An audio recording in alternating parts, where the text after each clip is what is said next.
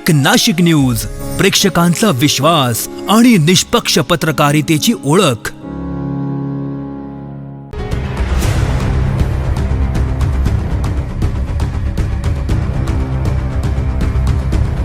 नाशिकच्या तपोवन परिसरातील धार्मिक, ऐतिहासिक आणि सांस्कृतिक वारसा लाभलेल्या कपिला नदीची प्रदूषणामुळे झालेली दयनीय अवस्था चिंतेचा विषय बनली आहे। नदीत विविध भागातील सांडपाणी मिसळत असल्यानं संपूर्ण परिसरात दुर्गंधी पसरली असून भाविक, पर्यटक आणि स्थानिक नागरिकांना मोठ्या त्रासाला सामोरं जावं लागतंय।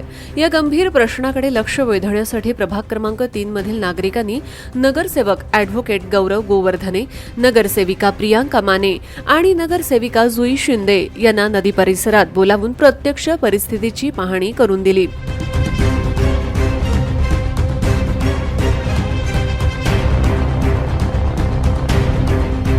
प्रभू श्रीराम, माता सीता, लक्ष्मण तसेच महर्षी कपिल आणि गौतम ऋषी यांच्या पौराणिक संदर्भामुळे कपिला नदीला विशेष धार्मिक महत्त्व प्राप्त आहे। आगामी कुंभमेळ्याच्या पार्श्वभूमीवर देश विदेशातून लाखो भाविक नाशिकमध्ये येणार असल्यानं नदीचं पुनरुज्जीवन, स्वच्छता, संवर्धन आणि सुशोभीकरण तातडीनं करण्यात यावं अशी मागणी नागरिकांनी केली आहे।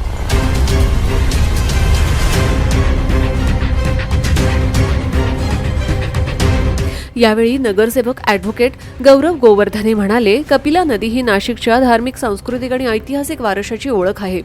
नदीत मिसळणारं दूषित पाणी रोखण्यासाठी तसेच नदीच्या पुनरुज्जीवनासाठी प्रशासनाकडे सातत्यानं पाठपुरावा केला जाईल। कुंभमेळ्यापूर्वी कपिला नदीला तिचे हरवलेलं वैभव आणि पावित्र्य पुन्हा मिळवून देण्यासाठी आम्ही कटिबद्ध आहोत। नागरिकांच्या मागण्यांची दखल घेत लोकप्रतिनिधींनी प्रशासनाशी समन्वय साधून आवश्यक उपाययोजना करण्याचं आश्वासन दिलं आहे।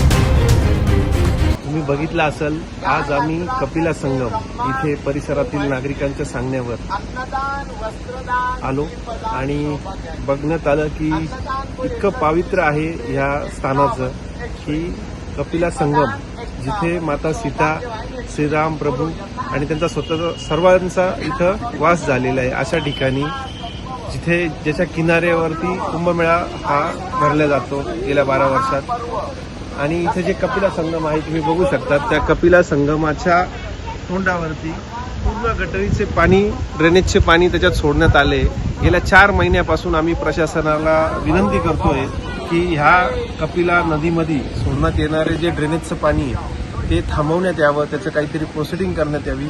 पण कुठल्याही प्रकारचं तत्परता प्रशासनाकडनं दाखवली जात नाहीये आणि हे देशभरातून येणारे जेवढे भाविक आहे यांची एक प्रकारे ही फसवणूक होती। आणि काय होतंय, गंगा माईला जे पाणी सोडलं जातंय ते अक्षरशः गटरीचं पाणी सोडलं जातंय। तुम्ही बघू शकता की इथं उभं राहून वास सुद्धा घेणं मुश्किल आहे। अशा प्रकारचं जर कुंभमेळा आपण करणार असू तर ते आपल्यासाठी नक्कीच फार वाईट आहे। आणि काय बोलावं याच्यावरती, प्रशासनाने याच्यावरती लवकरात लवकर पाण्याच्या शुद्धीकरणासाठी काहीतरी प्रयत्न करावे अशी विनंती मी तुमच्या मार्फत त्यांना करतोय।